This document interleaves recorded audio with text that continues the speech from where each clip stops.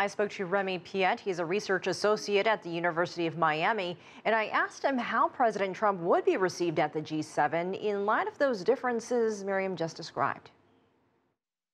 Well, it's definitely going to be a very unique G7 summit. I mean, traditionally, those are consensual meetings where the final declaration has been drafted at 80 or 90% ahead of time, and it's just a matter of choosing the last final words.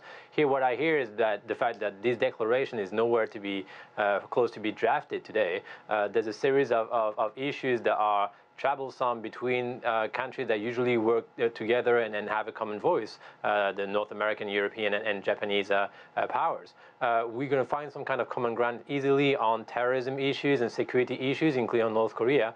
But when it's going to come to trying to protect the environment, supporting the Paris Accord, this is going to be a key issue between Trump and his traditional allies, but also in terms of trade policies.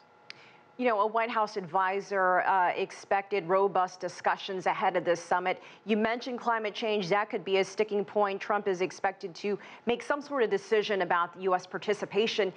Do you think the G7 leaders can convince him during this time there that the United States should stay with her, or do you think he feels like he's getting ganged up on?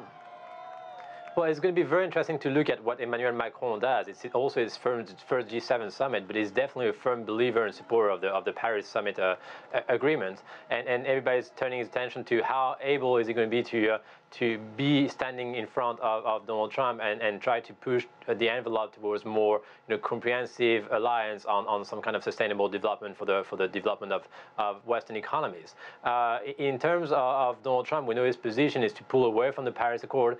What is likely to happen is the fact that Macron might be able to convince Donald Trump not to take too much of a brash decision over the coming weeks, and maybe to stall his position and convince him step by step of the necessity of climate change to be tackled for the good and best interest of all economies in the Western world and beyond. You know, we did hear some harsh words from Trump and saw some tough body language by all of the leaders at the NATO summit leading into Italy. But there have been some observations that Trump has perhaps had better chemistry with the Mideast leaders in the beginning part of his foreign trip versus his European counterparts. I want to get your take on that. I mean, definitely the summit, the mini summit that there was in NATO in Brussels yesterday was far from being a success.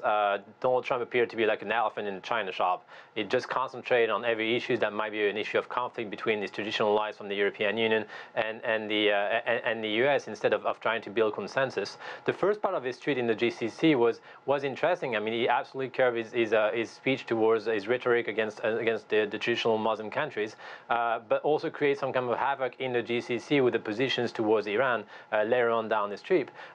It seems to be much more consensual with the monarchies of the Gulf than it is with traditional allies of the European Union. Well, instead, maybe he should build this progressive position at the G7, at the NATO summit, to try to move the agenda towards greater progress both in the economic and security fields. But we still are waiting to see some kind of step forwards for more comprehensive approach to build consensus with the European leaders on key issues such as indeed trade and climate change, which are on the top of the agenda of the European leaders.